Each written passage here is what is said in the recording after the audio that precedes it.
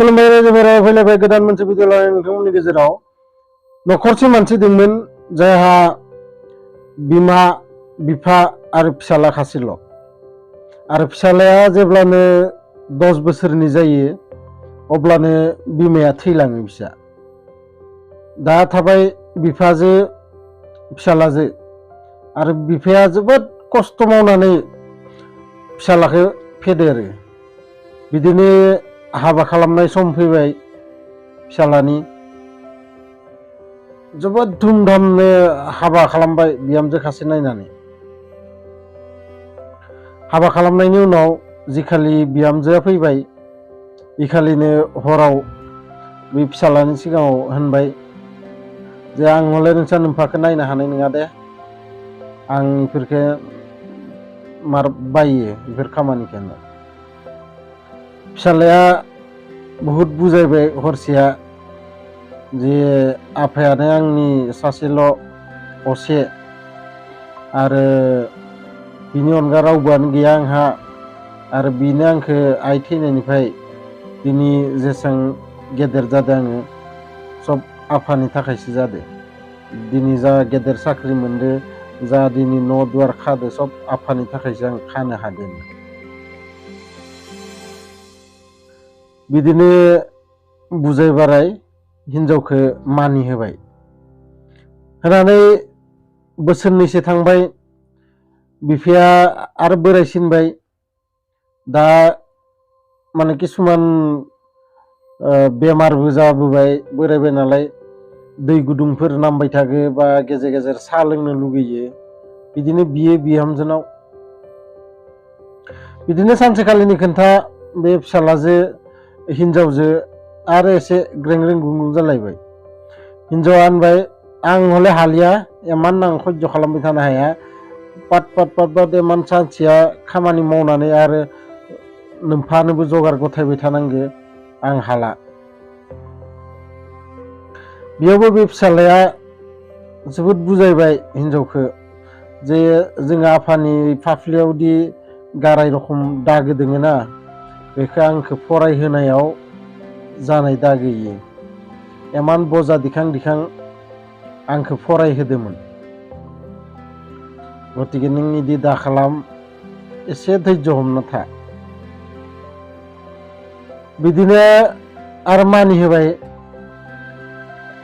आरो बोसोरबासो जाबाय आरो इसाबो सासे फिसाला सासे जन्म जाबाय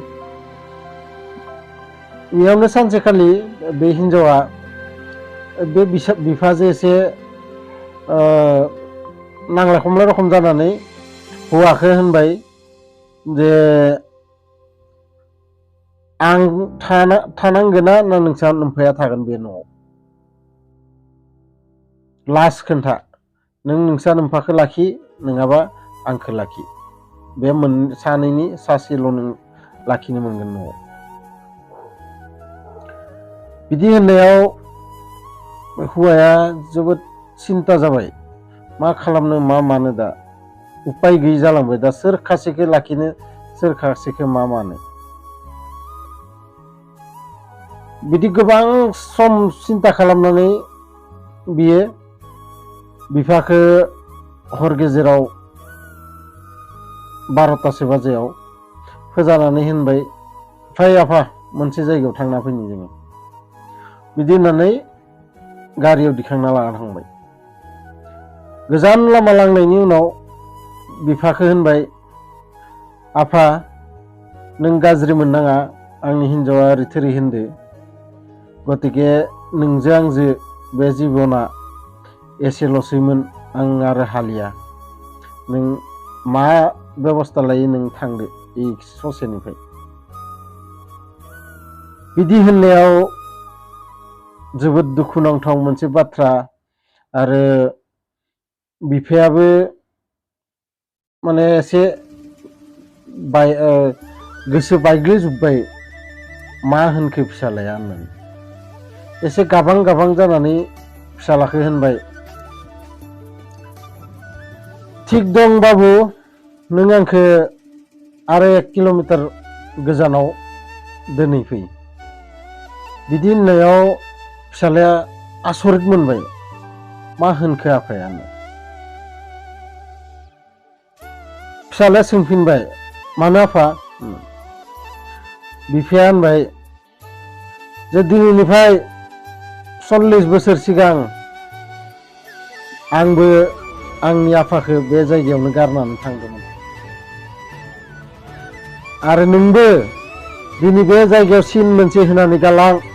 आं नोंखौ खोन्थाबाय 25 बोसोर उनाव नोंखौबो नोंनि फिसालाया बे जायगायाव गारनानै थांगोन। बाखि